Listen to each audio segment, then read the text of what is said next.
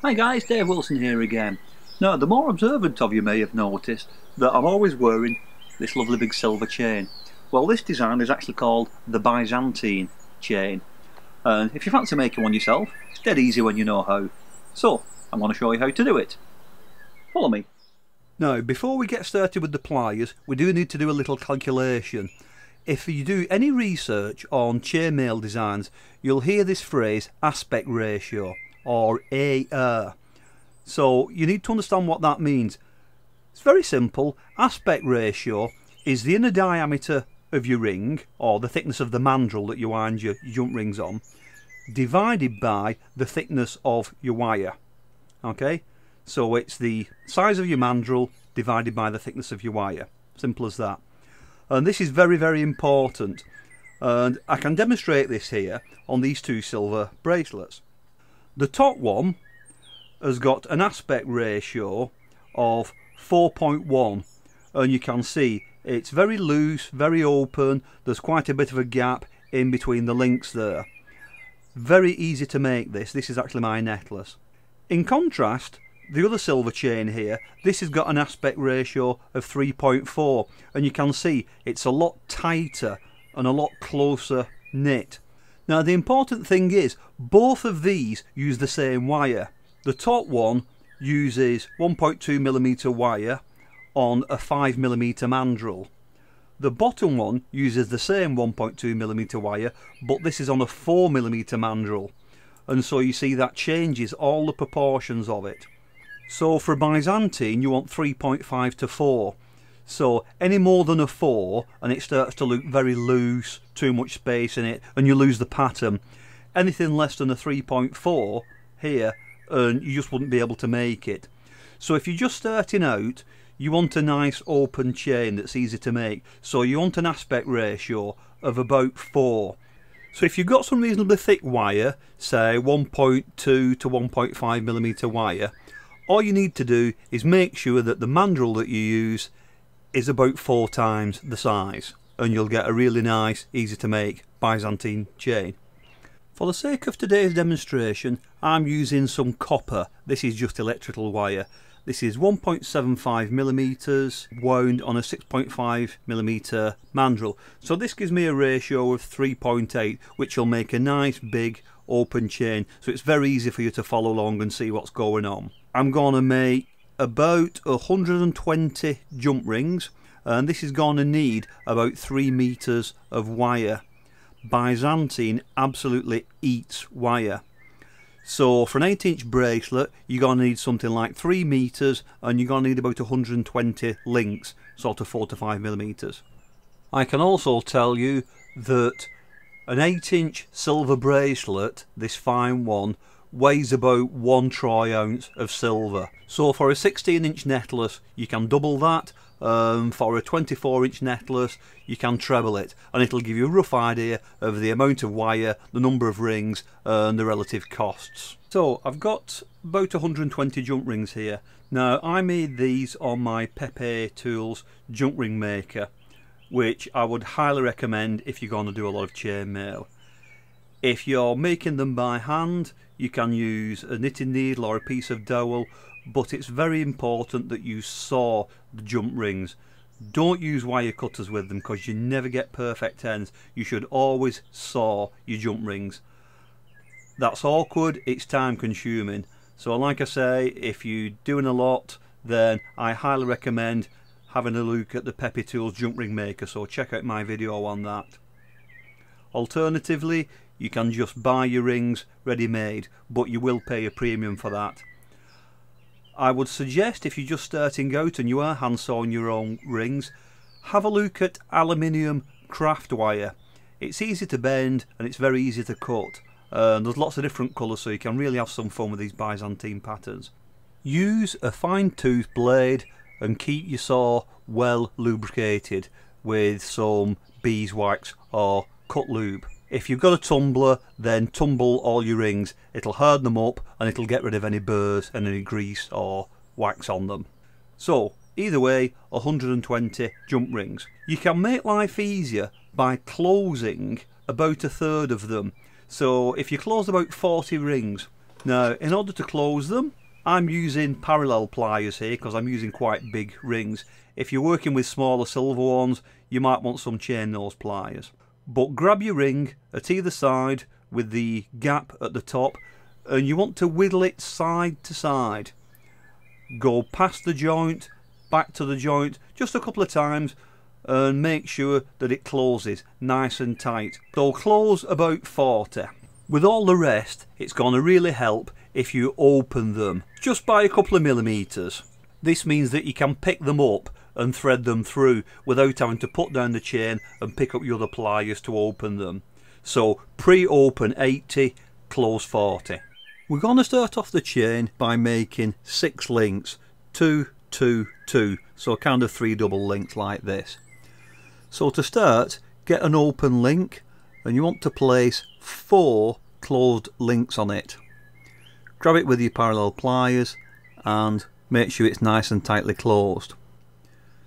Then do the same thing again, we're going to double it up, so get another open link, put it through all 4 and close that. And then when you put them all on a line, it should look like this. 2, 2, 2. Now, a little tip for you here, I like to use a lanyard and just clip it through the end link, and you can just hang it around your neck while you're working on it, and it just helps you to remember which is the end and which is the end that you're working on. Once you've got the 3 double links, the second move is to flip the end links round. So we take that link up there and just hold it at the top, and then the bottom one swings round. So both links are flipped backwards, and you can see that V shape there hopefully. The third move is the difficult one.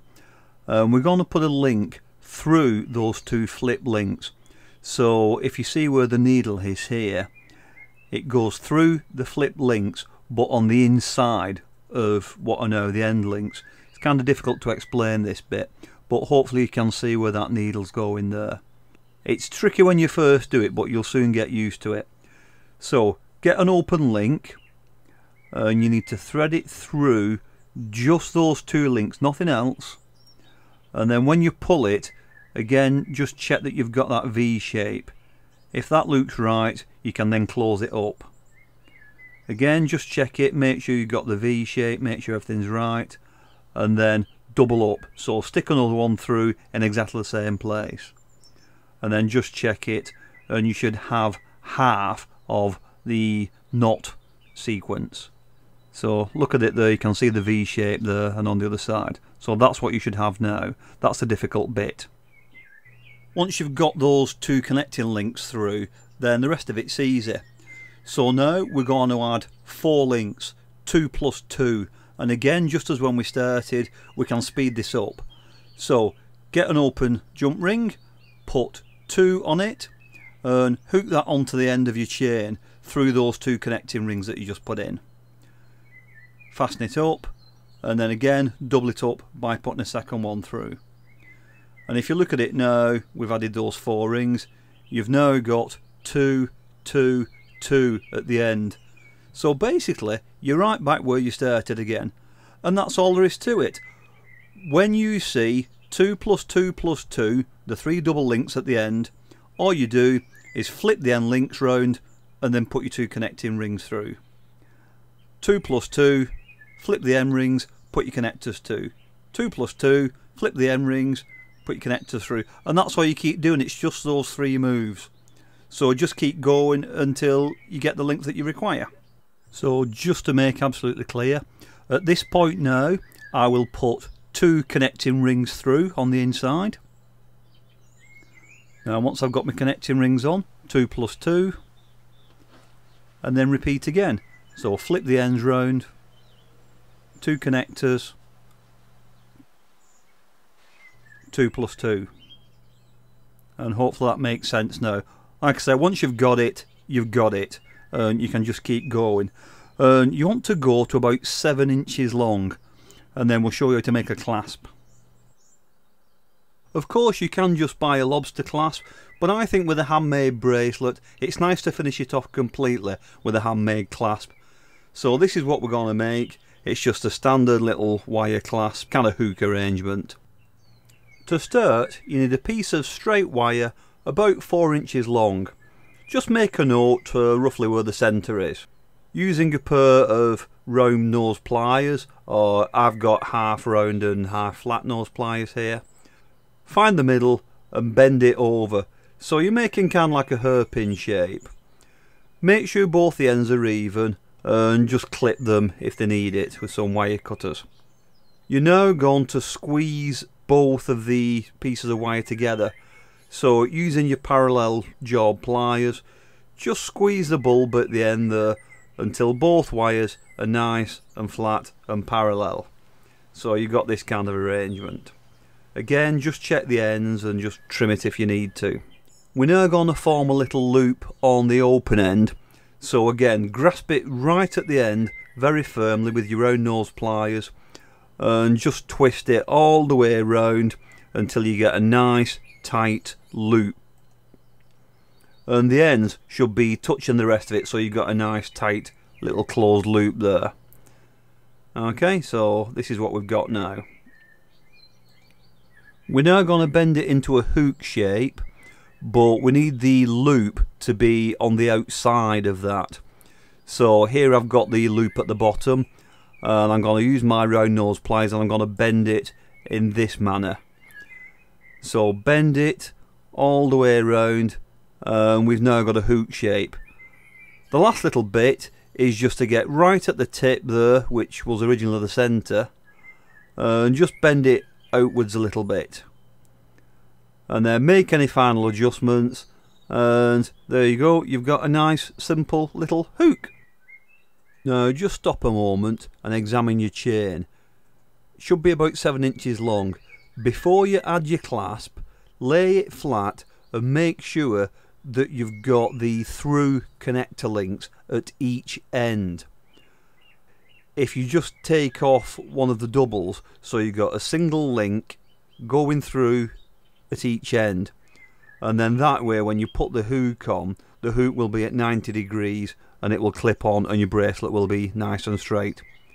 Likewise, if you want to adjust the length or shorten it, make sure that the end link is in the same orientation as the beginning so that they'll marry up. So obviously practice makes perfect, but hopefully you can appreciate now how simple it is to make this beautiful chain. You can see why it's called the Idiot's Delight. Don't forget, once you've made your jump rings, you don't have to be in the workshop.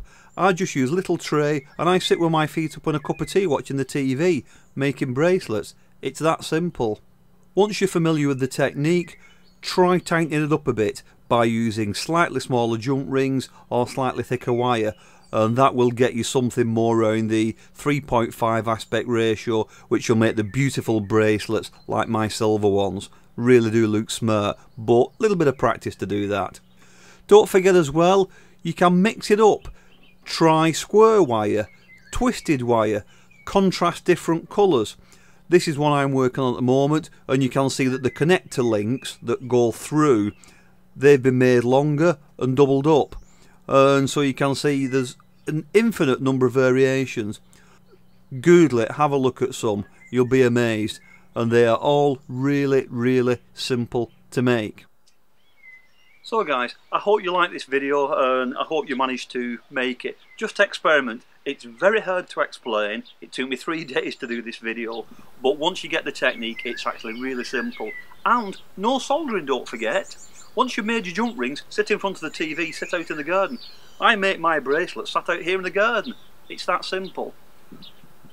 Last piece of advice, if you are going to do a lot of this and you're going to use a lot of jump rings, do get yourself a Pepetools jump ring maker. Yes, I know it's a lot of money and you need the flexi shaft as well, but trust me, you can make thousands of jump rings in 3 or 4 minutes. So do check out my video on that.